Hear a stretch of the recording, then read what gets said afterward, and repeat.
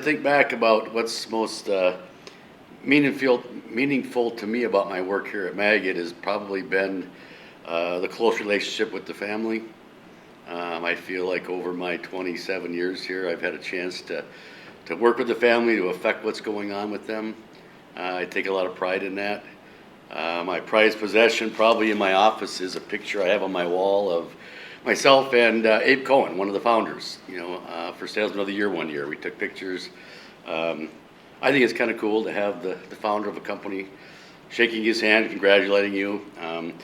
We did awards, the Kicker Club. I got a chance to be in a 25 consecutive Kicker Club. So I think just the tradition and the value that they put on sales at Magid, mixing of the old and the new, has really made it a joy to work here. And spend my time here and go to work every day. So, sorry, I got to flip my questions over here for you.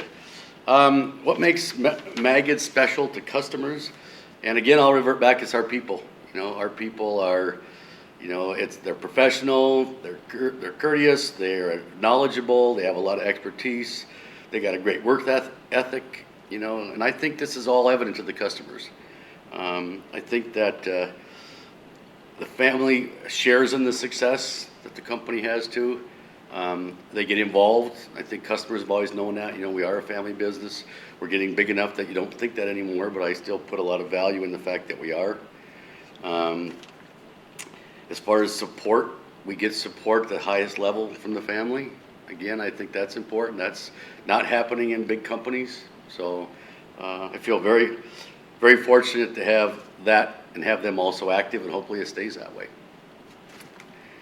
One thing I want to make sure I didn't forget, our tenure of salespeople is something that's a lot of companies don't have. Our tenure of a salesperson was over 20 years, or close to 20 years at one point. It's lower now because we've hired a lot of new people. But that being said, people stay here because they like it here. And customers recognize that. They're not getting a new sales rep every other year, other than if that person was advanced up somewhere within the company. So I want to go back and talk about Berkshire Hathaway was a recent acquisition that we had. That involved a salesperson, Pete's group, and a number of things. But I go back to the John Deere contract. I know at Magid, John Deere has been an institution here for many years. The day that we walked out of the parking lot, Rusty and I and Pete walked out of the parking lot, and I shook my head and said, Rusty, why did we take this contract? We had just signed it. And he said, Gary, you got to remember, you have to have the business before you can make any money. We got the business, we'll find a way to make money. I never really truly understood that at that point, and I've learned since then that is exactly what happened. So it was a key lesson learned, and we've had many of those. What does safety at work mean to the customer? I think because we're specifically a safety company, we're not a big box house that's selling nuts and bolts. We do safety. Our people are expertise in that. We offer assessments. We look at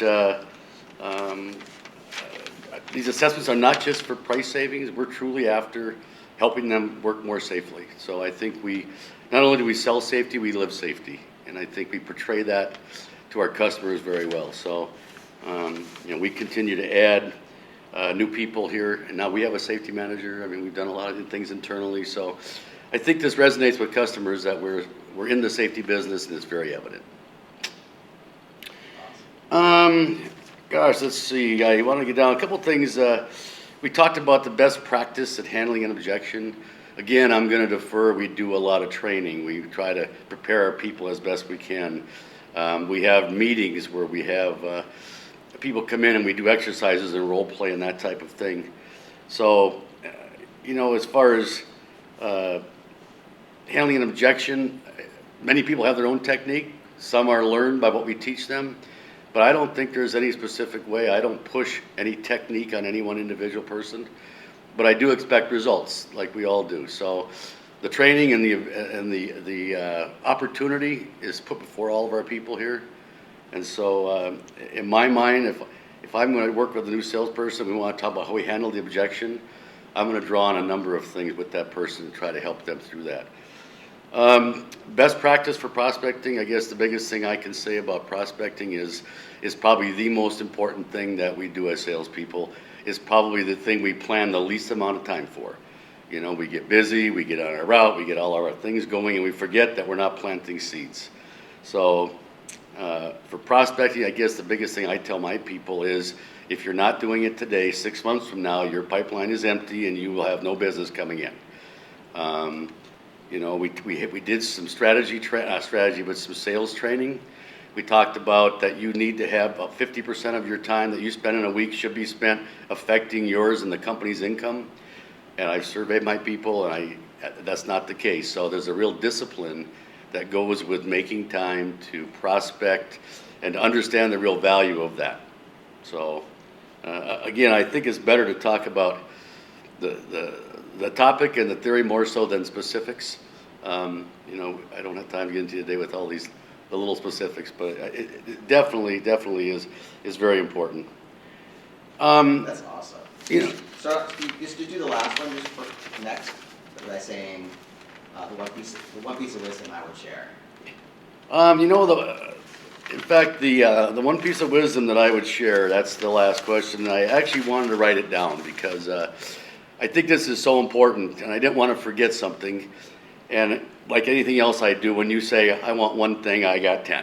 But I'll make them into one. I'll make them as quick as I can anyway. But I hope that the new generations and the people who are coming up will have an open mind to new techniques and the new tools, that will not think that we know it all and that we're not open to taking advantage of the tools and the technologies and the things that we've come to as a company to bring to the sales department. Be willing to get out of your comfort zone. You know, you have to change with the time. Business has changed. It may still be the same types of accounts, but the way they're going to market is much different these days.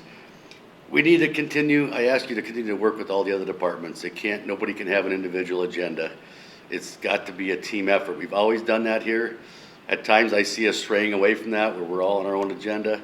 It absolutely is not a winning formula. We need to communicate. Communication is so key, and we're getting so large now that without that communication, we're going to end up in different directions. So I hope that we continue to promote that we're a family business and we are a team, and we're not too big or too to walk up and talk with people and still feel like what they have to say is important.